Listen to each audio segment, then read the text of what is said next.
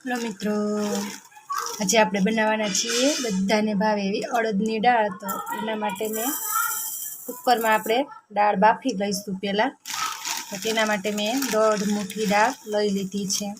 મારે 2 જણા માટે જ કરવાની છે, તો મેં 1.5 મુઠ્ઠી લીધી છે। અને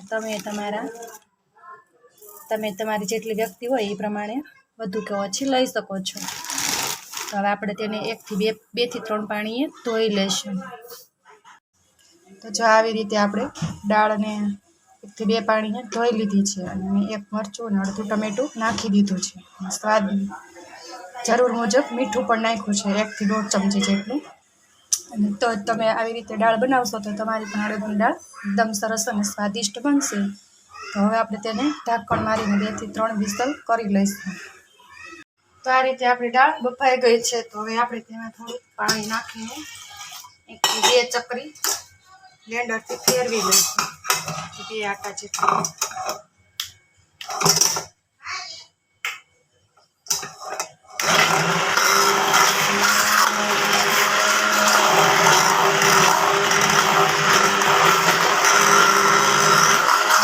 આવી રીતે આપણે જોડી લઈશું।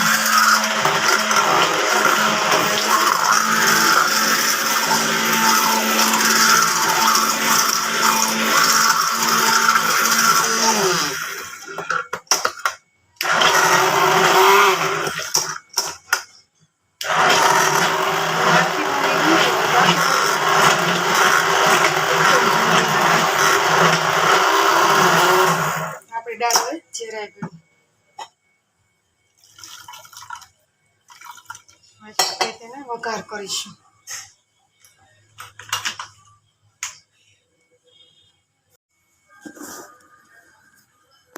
આમ આપણે 2 પાવડર તેલ નાખી દીધું છે।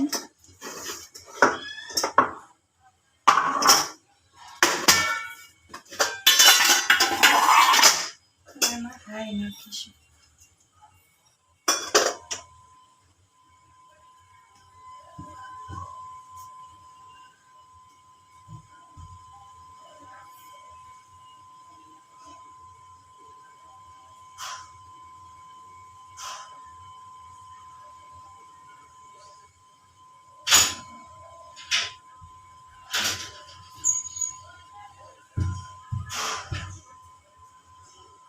હવે આપણી રાઈ તડ થવા માંડી છે।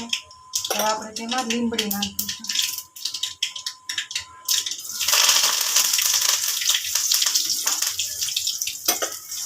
ચમચી લસણની પેસ્ટ નાખીશું।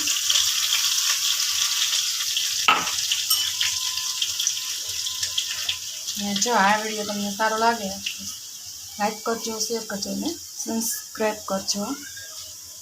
આ રીતે તમે એકવાર અડદની દાળ જરૂરથી બનાવજો, બહુ જ સરસ અને ટેસ્ટી બને છે।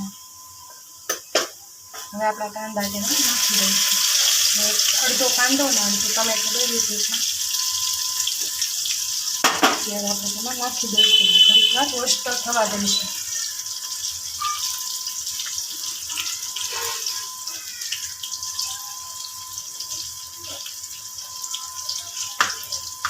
કાંદો ને એવું ચડે ને ત્યાં સુધી આપણે બેઝિક મસાલા કરી લઈશું। 1 ચમચી એમાં મીઠું નાખીશું। તમે તમારા ટેસ્ટ પ્રમાણે વધુ કે ઓછું નાખી શકો છો।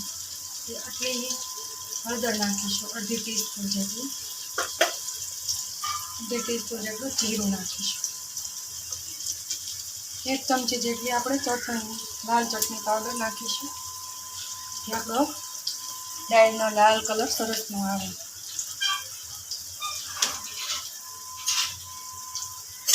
હવે આપણો કાંદો અને ટમેટું રોસ્ટ થઈ જાય ત્યાં સુધી આપણે 2 મિનિટ રહેવા દઈશું। આ રીતે બધો જ વઘાર કરી લઈશું।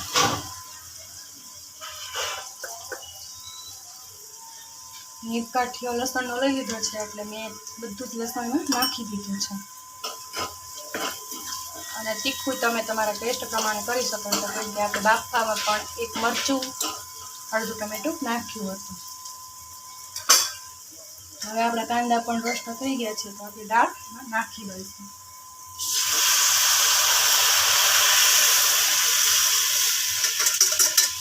છે ને આપણી દાળ એટલી સરસ લાગે છે, જોતાં જ ખાવાનું મન થઈ જાય ને.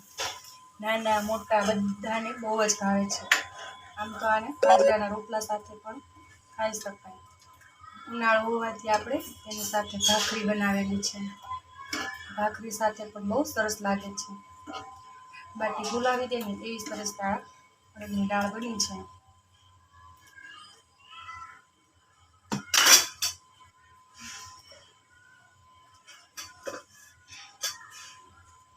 તમે તીખી ખાતા હોય એ પ્રમાણે નાખવાનું, કેમ કે અમારે તીખી જોઈશે એટલે હજી 1 ચમચી જેટલી ચટણી ભરીને નાખી દીધી છે.